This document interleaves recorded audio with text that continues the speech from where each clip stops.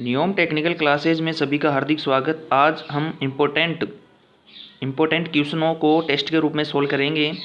तो देखिए, first question है, एक परिपथ में भार का उद्देश्य क्या है। तो जो एक परिपथ में लोड का उद्देश्य बताना है कि जो लोड का उद्देश्य क्या होता है।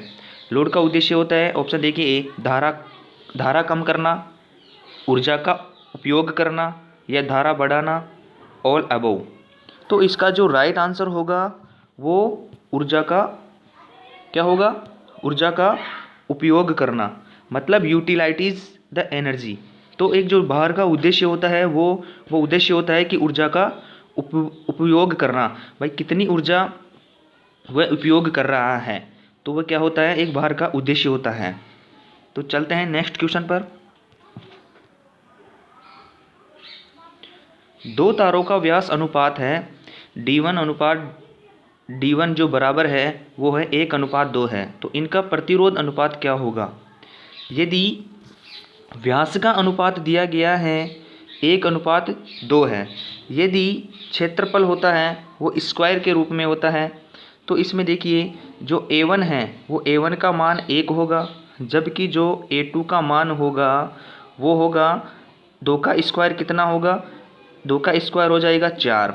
ये कैसे होगा, यदि व्यास हम बढ़ाते हैं, व्यास हम डबल करते हैं, तो त्रिज्या का मान कितना हो जाता है, 4 गुना। जब त्रिज्या कितनी हो जाती है, जब व्यास डबल करते हैं, तो ये एक व्यास है, इसमें आर कितने होते हैं, 2 आर मिलकर एक व्यास का निर्माण करते हैं, डी का निर्माण करते हैं। तो हम इसे व्यास को डबल कर देंगे तो आर अपना कितना हो जाएगा, आर हो जाएगा 4 गुना। तो जो क्षेत्रफल होता है वो होता है पाई आर स्क्वायर। तो ये क्या होता है, 4 गुना हो जाता है। जो स्क्वायर के रूप में त्रिज्या कितनी हो रही है, 4 गुनी हो रही है। तो कितना हो गया है क्षेत्रफल, 1:4 के रूप में क्या हो गया है, क्षेत्रफल हो गया है। तो अब देखिए, इसमें बताना है प्रतिरोधों का अनुपात कितना होगा। तो R1/R2 बताना है। तो A1 अपॉन क्या होता है, A2 होता है। तो यदि इसका जो मान होगा, देखिए जो क्षेत्रफल का मान है इसका जो मान क्षेत्रफल का मान होगा वो प्रतिरोध के व्युत्क्रम अनुपाती होता है। तो इसका जो मान होगा A1। तो देखिए जो R1 के बराबर होगा 4 होगा और R2 के बराबर होगा 1 होगा। तो इसी प्रकार से ये क्या होता है, क्षेत्रफल प्रतिरोध के व्युत्क्रम होता है। तो इसी प्रकार से हम प्रतिरोधों का अनुपात बताना है, तो प्रतिरोध का अनुपात निम्न प्रकार से कितना होगा, 4:1 होगा, 4:1 होगा। इसका जो राइट आंसर होगा वो होगा 4:1 होगा। चलते हैं नेक्स्ट क्वेश्चन पर। एक डीसी परिपथ में भार होता है, जो डीसी सर्किट होता है उसमें जो लोड होता है वो किस प्रकार का होता है। तो ये बताना है, रेजिस्टेंस प्रकार का होता है या इंडक्टेंस प्रकार का होता है, कैपेसिटेंस प्रकार का होता है या उपरोक्त सभी प्रकार के लोड होते हैं। तो इसमें जो राइट आंसर होगा, जो डीसी सर्किट होता है, तो हमेशा ध्यान रखिए जो डीसी सर्किट होता है उसमें हमेशा जो रजिस्टिव लोड ही इंक्लूड होता है, रजिस्टिव लोड ही जोड़ा जाता है। ये क्या जोड़ा जाता है, रजिस्टिव लोड ही जोड़ा जाता है। यदि डीसी में हम जो इंडक्टेंस है, प्रेरक जोड़ देते हैं, तो क्या होता है, जैसे इसका जो होता है 2πfL होता है। जब फ्रीक्वेंसी का मान डीसी में क्या होता है, 0 होता है, तो ये XL क्या हो जाता है, 0 हो जाता है। इसी वजह से कैपेसिटेंस में क्या हो जाता है, XC क्या हो जाता है, XC हो जाता है, अनंत हो जाता है, तो इस इन्फिनाइट हो जाता है। तो हमेशा ध्यान रखिए, डीसी परिपथ में भार जो जोड़ा जाता है वो हमेशा रेजिस्टेंस जो रेजिस्टेंसी लोड की रेजिस्टेंस ही जोड़ा जाता है, हमेशा एक प्रकार का प्रतिरोधी भार ही जोड़ा जाता है। तो चलते हैं नेक्स्ट क्वेश्चन पर। मेष नियम की गणना करते समय सोर्स के जो पॉजिटिव से नेगेटिव की ओर नेगेटिव पर चलने को लिया जाता है। जब ये एक सोर्स है, ये है, तो पॉजिटिव से नेगेटिव चलने पर क्या लिया जाता है। देखिए, मेष के नियम की गणना के अनुसार करते समय सोर्स के जो पॉजिटिव से नेगेटिव की ओर चलने पर मान को लिया जाता है पॉजिटिव, तथा ईएमएफ में होती है कमी। तो ईएमएफ में क्या होता है, राइज होता है, क्या होता है, पॉजिटिव और वृद्धि होती है। हमेशा ईएमएफ में क्या होगा, ईएमएफ जो होगा क्या होगा, इसमें क्या होगा, जो चलने पर जो होगा वो होगा पॉजिटिव, और जो ईएमएफ होगा वो होगा राइज। तो चलते हैं नेक्स्ट क्वेश्चन पर। तो हमेशा ध्यान रखें, इसका जो राइट आंसर होगा पॉजिटिव और राइज होगा। तो चलते हैं नेक्स्ट क्वेश्चन पर।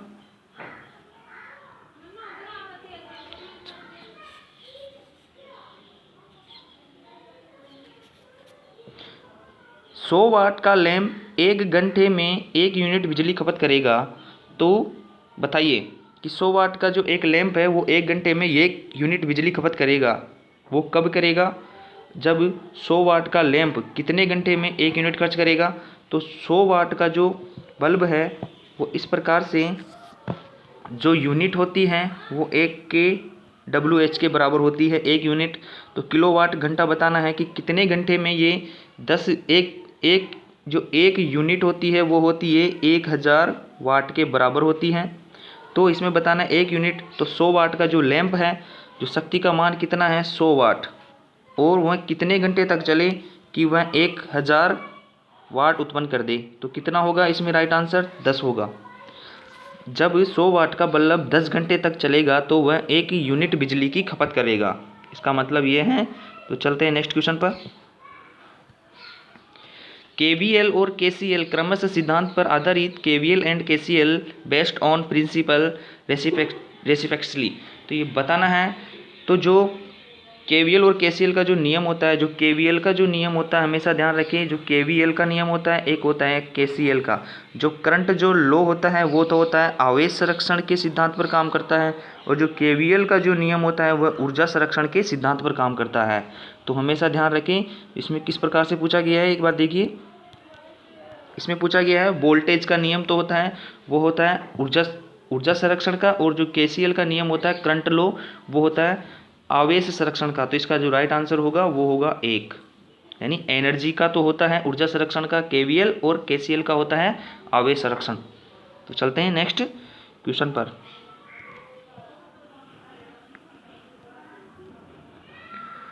किरचॉफ का द्वितीय नियम के बारे में है। तो किरचॉफ का जो सेकंड लॉ है वो किसके बारे में है, करंट के बारे में है, वोल्टेज के बारे में है, या पावर के बारे में है, या एनर्जी के बारे में है। तो जो किरचॉफ का जो द्वितीय नियम है वो हमेशा किसके बारे में बताता है, वोल्टेज के बारे में। तो ये क्या बताता है कि जैसे E total voltage plus sigma IR drop voltage का बीजगणितीय योग हमेशा शून्य होता है। तो ये हमें क्या बताता है, ये वोल्टेज का द्वितीय नियम है जो किरचॉफ का सेकंड नियम है। चलते हैं नेक्स्ट क्वेश्चन पर। 3 प्रतिरोध क्रमशः 14.5 ओम, 25.5 ओम और 60 ओम 220 वोल्ट के पार श्रेणी में जुड़े हुए हैं। तो वोल्टेज ड्रॉप क्या होगा। तो ये बताना है कि जो 14.5 ओम का जो प्रतिरोध है ये क्या है, देख इस प्रकार से श्रेणी क्रम में ये जुड़े हुए हैं। क्या होगा, एक है 14.5 का और एक होगा 14.5, एक है देखिए 14.5 और एक होगा 25.5, एक होगा 60 ओम का। तो ये कितने हो जाते हैं देखिए 14.5 और 25.5 कितने हो गए 26 और 14। ये देखिए इसका जो राइट आंसर होगा एक बार देखिए कितने हो जाते हैं 100। एक सेकेंड।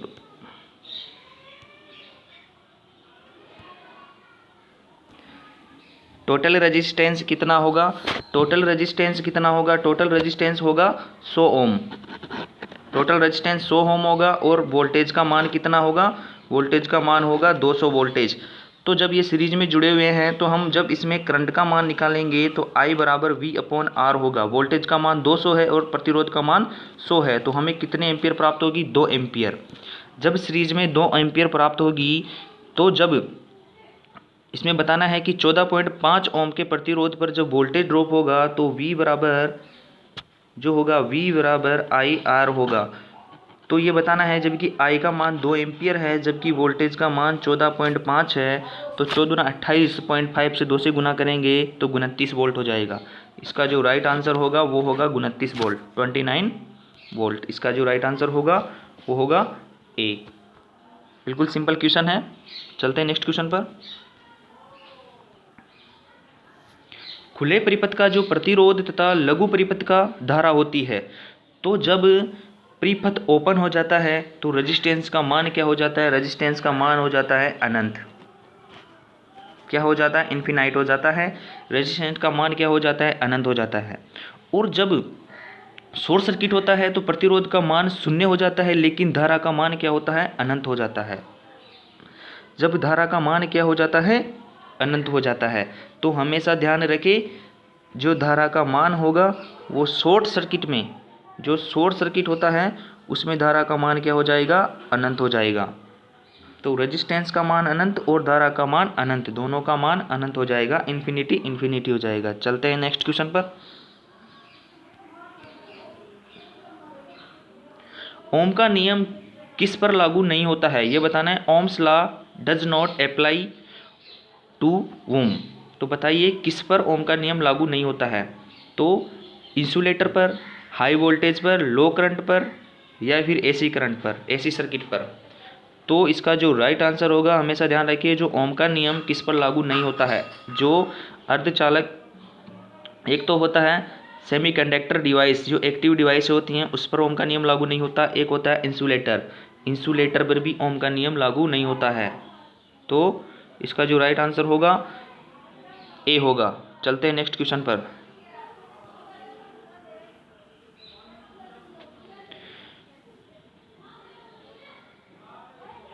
ओम के अनुसार एक बंद परिपथ में वोल्टेज तथा धारा का अनुपात सदैव होता है। तो ओम के नियम के अनुसार एक बंद परिपथ में वोल्टेज और धारा का जो अनुपात सदैव होता है वो किस प्रकार से होता है? कांस्टेंट होता है। इसका जो राइट आंसर होगा कांस्टेंट होगा। वोल्टेज का मान बढ़ने पर भी धारा का मान बढ़ता है, इस प्रकार से निम्न से, जैसे V और I, जब इसका मान बढ़ेगा तो ये निम्न प्रकार से दोनों बराबर बराबर बढ़ेंगे, तो अनुपात इनका फिक्स रहता है। तो इसका जो कांस्टेंट होगा राइट आंसर। तो चलते हैं नेक्स्ट क्वेश्चन पर। किरचॉफ के अनुसार जंक्शन पर धाराओं का बीजगणितीय योग सदैव होता है। तो KCL, किरचॉफ के जो करंट लॉ है उसके अनुसार जंक्शन पर धाराओं का बीजगणितीय योग क्या होता है? 0 होता है। ये हमेशा ध्यान रखें, क्या होता है? KCL के नियम के अनुसार जंक्शन पर जो धाराएं मिलती है बीजगणितीय योग उनका क्या होता है? हमेशा क्या होता है? 0 होता है। चलते हैं नेक्स्ट क्वेश्चन पर। 6 ओम, 3 ओम, 2 ओम के 3 प्रतिरोधों को कैसे संयोजित करें कि कुल प्रतिरोध 7.2 ओम हो? तो हमें ध्यान रखना है कि 6 ओम और 3 ओम और 2 ओम के प्रतिरोधों को कैसे संयोजित करें कि कुल प्रतिरोध हमें 7.2 ओम प्राप्त हो। तो ये ध्यान रखें कि हम इन्हें इस प्रकार से जोड़ेंगे। तो यहाँ हमें रखना है कि सीरीज में जो मान होगा कैसे संयोजित करें कि 7 ओम हो। तो एक जो प्रतिरोध होगा उसको तो हमें अधिक मान का रखना पड़ेगा, और जो एक है 3 ओम, एक है 2 ओम, इनको क्या करना पड़ेगा? पैरेलल में करना पड़ेगा। तो जब इनका मान को इनको पैरेलल में करते हैं तो इनको मान आता है 1.2 ओम। जब 1.2 ओम और 6 ओम ये जब दोनों सीरीज में हो जाते हैं तो जब टोटल रेजिस्टेंस सीरीज में क्या होता है? जुड़ जाता है। तो इसका जो रेजिस्टेंस होगा वो होगा 7.2 ओम होगा। इसका जो राइट आंसर होगा 7.2 ओम होगा। तो वो कैसे होगा? जब 6 ओम क्या दिखा रखा है, देखिए 6 ओम और 2 ओम in series, 3 Om in parallel. इसमें देखिए 6 ओम एंड 3 ओम इन 3 ओम और 2 ओम इन सीरीज में है, 6 ओम इन पैरेलल में है। थर्ड ऑप्शन देखिए 6 को जो 6 ओम का है और 3 ओम का है वो दोनों सीरीज में है और 2 ओम का पैरेलल में है। 3 ओम और 2 ओम का पैरेलल में है, 6 ओम का सीरीज में है। तो इसका जो राइट आंसर होगा वो होगा डी। 3 ओम और 2 ओम के तो क्या है? पैरेलल में है, और 6 ओम का सीरीज में है। तो हमें प्राप्त होगा क्या होगा? 7.2 ओम प्राप्त होगा। चलते हैं नेक्स्ट क्वेश्चन पर। दो बिंदुओं के बीच ओपन सर्किट वोल्टेज पर विभवांतर जब इन बिंदुओं के बीच प्रतिबाधा होती है। जब दो बिंदुओं के बीच ओपन सर्किट हो जब दो बिंदुओं के बीच क्या हो, ओपन सर्किट हो, ये ओपन सर्किट है, ये रेजिस्टेंस है, ये यहाँ पर ओपन सर्किट हो गया है। तो दो बिंदुओं के बीच में ओपन सर्किट हो, ओपन सर्किट वोल्टेज पर, ओपन सर्किट वोल्टेज पर, तो इन बिंदुओं के बीच प्रतिबाधा होगी, तो प्रतिबाधा होगी वो होगी इन्फिनिटी। क्या होगी? इन्फिनिटी। हमेशा ध्यान रखें, इन्फिनिटी इसकी प्रतिबाधा होगी। और जो वोल्टेज का मान होगा वो एक्रॉस वोल्टेज कितना होगा, लगाई गई वोल्टेज के बराबर होगा। और जो इन्फिनिटी, इनकी जो प्रतिबाधा क्या होगी, इन्फिनिटी होगी, और धारा शून्य होगी। तो हमेशा ध्यान रखें इन्फिनिटी होगी। चलते हैं नेक्स्ट क्वेश्चन पर।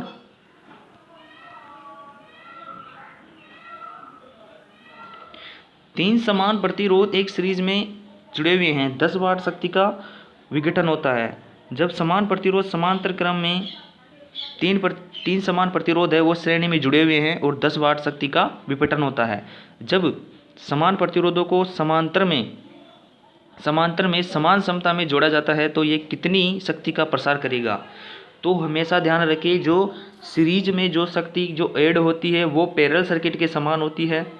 तो जब इसमें यदि कोई कितने वाट का था, अब ऑप्शन से कर सकते हैं या आप ऐसे सोच कर सकते हैं कि तीन समान प्रतिरोध जब श्रेणी में जोड़े जाते हैं तो उन पर क्या होती है शक्ति, कितनी खपत होती है, 10 वाट।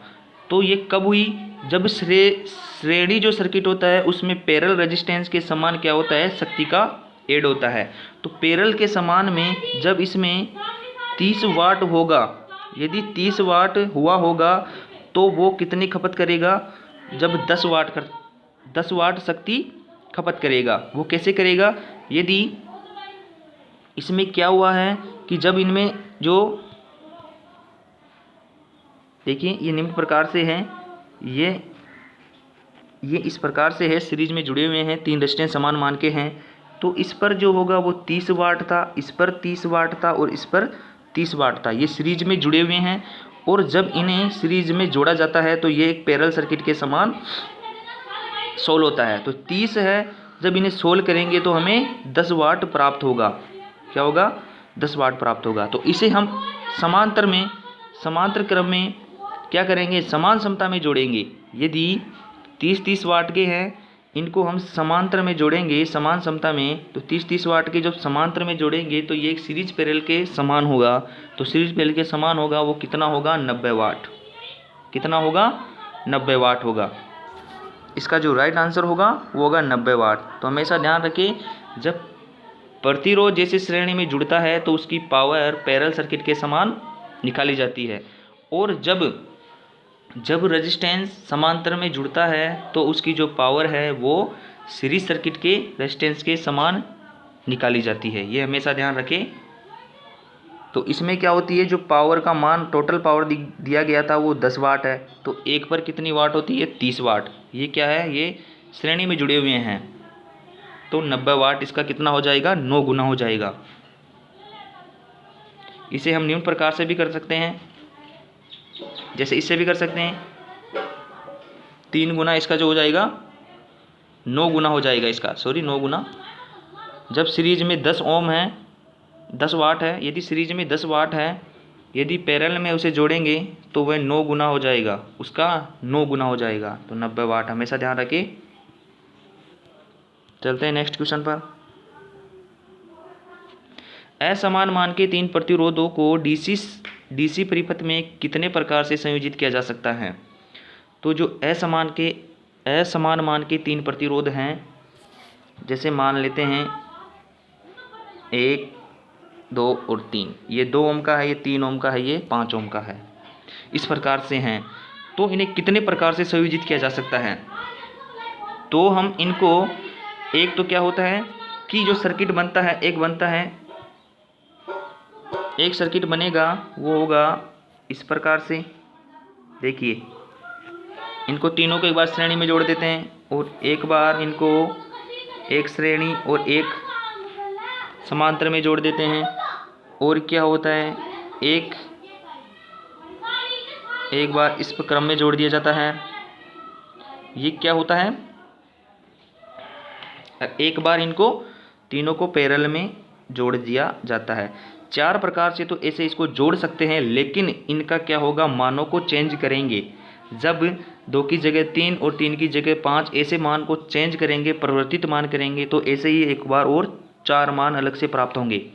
तो जब असमान मान के जो प्रतिरोधों को डीसी परिपथ में कितने प्रकार से संयोजित किया जा सकता है, 4 बार तो इनको सर्किट के रूप में जोड़कर किया जा सकता है। जब अलग मान प्राप्त होंगे और उनके मानों को 4 बार ही चेंज करके अलग अलग करेंगे, तब हमें प्राप्त होगा 8 प्रकार से।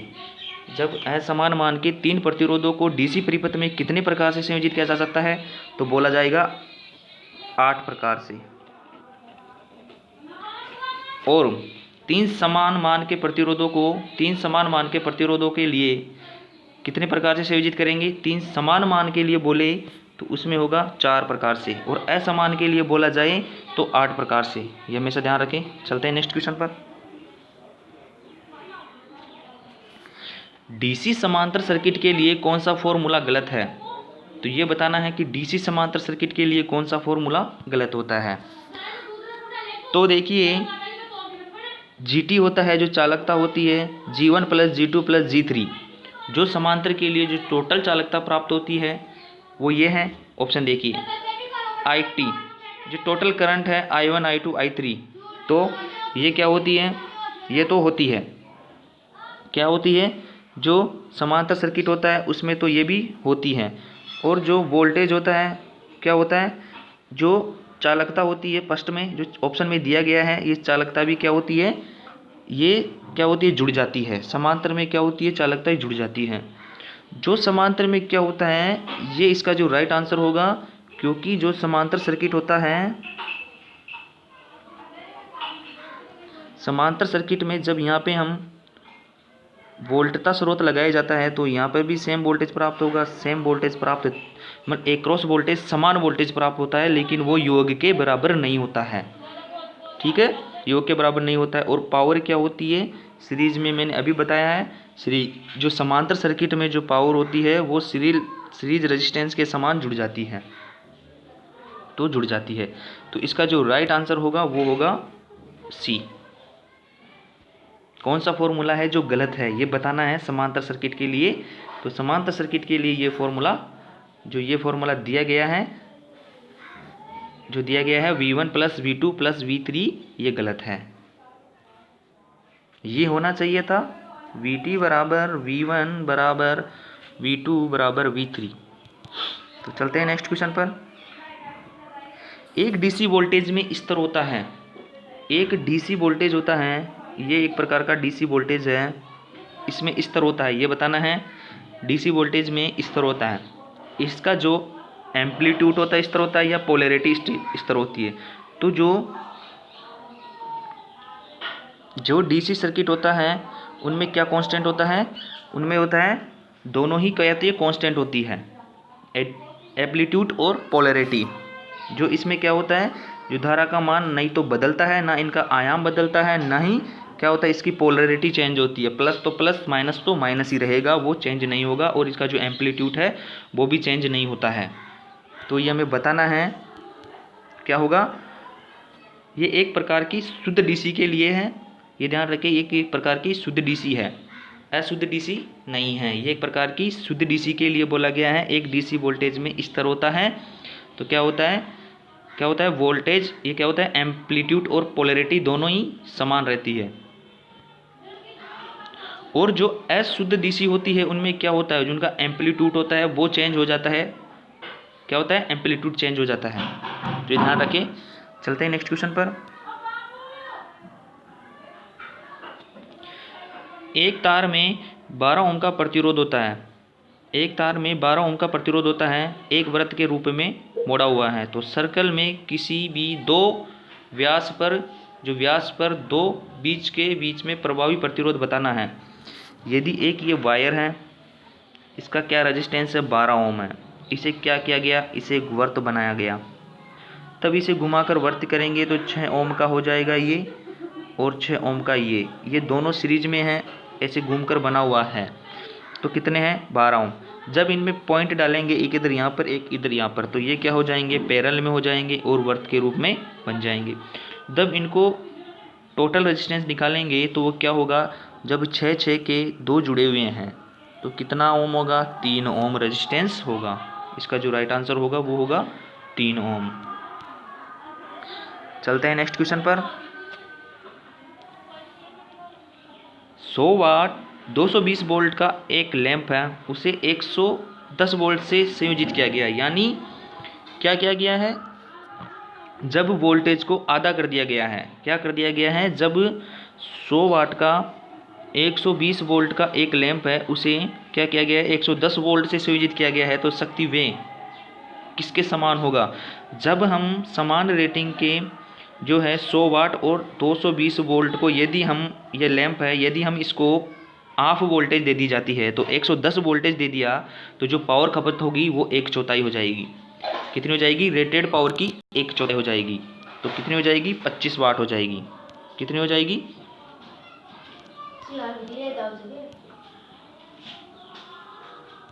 तो हमेशा ध्यान रखिए कितनी हो जाएगी, 1/4 हो जाता है। पावर क्या हो जाता है, 1/4। इसका जो राइट आंसर होगा वो होगा 25 वाट। तो चलते हैं नेक्स्ट क्वेश्चन पर।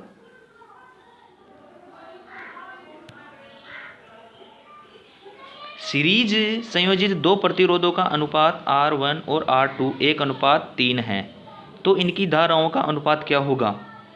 जब क्या है, जब जो सीरीज में क्या जुड़े हुए हैं, 2 रेजिस्टेंस जुड़े हुए हैं, माना एक ये 1 ओम का है, एक ये 3 ओम का है, तो इनमें धाराओं का अनुपात बताना है। तो 1:3 होगा, 3:1 होगा, या 1:1 होगा, या 1:6 होगा। तो हमेशा ध्यान रखें, जब सीरीज सर्किट में जोड़ा जाता है तो धारा का मान क्या होता है, समान होता है। क्या होता है, धारा का मान समान होता है, तो धारा का मान जो होगा वो होगा 1:1 में, धारा का मान समान होगा। यदि ये इसी प्रकार प्रश्न को पैरेलल में पूछा जाए, यदि 1 ओम और 3 ओम के प्रतिरोध पैरेलल में जुड़े हुए हैं, तो इनके जो धाराओं का अनुपात होगा वो होगा 3:1। ये ध्यान रखें, सब बहुत अच्छा क्वेश्चन है ये। चलते हैं अंतिम क्वेश्चन पर। सॉरी, इसके बाद में एक क्वेश्चन और है। तो ओम के नियम के लिए क्या शर्त है, तो ओम के जो नियम के लिए क्या शर्त होती है, कांस्टेंट वोल्टेज होता है, कांस्टेंट टेम्परेचर होता है, कांस्टेंट करंट होता है, या कांस्टेंट रेजिस्टेंस होता है।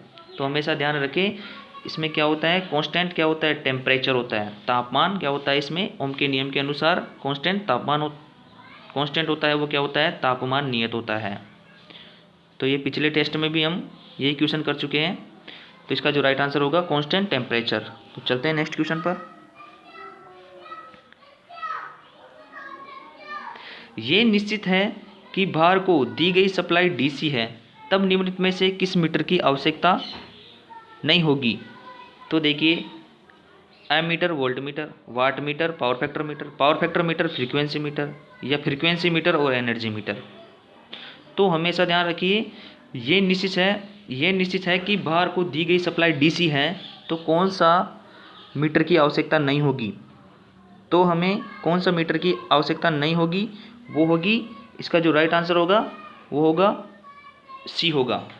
क्यों होगा, क्योंकि जब पावर फैक्टर में जो फेज अंतर 0 डिग्री का होता है, पावर फैक्टर में डीसी के लिए क्या होता है, फेज अंतर 0 डिग्री का होता है।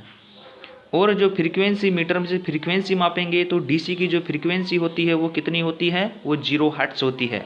इस वजह से ये हमें इनको मापने के लिए मीटर की आवश्यकता नहीं होती है। चलते हैं नेक्स्ट क्वेश्चन पर, जो आज का अंतिम क्वेश्चन है। किरचॉफ के नियम किस नियम पर लागू नहीं होता है, जो किरचॉफ का नियम है वो किस पर लागू नहीं होता है, ये बताना है। तो जो लाइनर नेटवर्क होता है, non liner, dual network, distribution network. तो जो हमेशा ध्यान रखिए, जो किरचॉफ का नियम है वो है जो डिस्ट्रीब्यूट नेटवर्क होते हैं, वितरित जो नेटवर्क होते हैं, उन पर क्या होता है, ये लागू नहीं होता है। तो आज के 23 क्वेश्चन आज कंप्लीट हो गए हैं, और इसी प्रकार से हम और इलेक्ट्रीशियन के लिए क्या है, और इलेक्ट्रीशियन के लिए जो मोस्ट इम्पोर्टेंट क्वेश्चनों की टेस्ट सीरीज लाते रहेंगे। तो जय हिंद, जय भारत, धन्यवाद।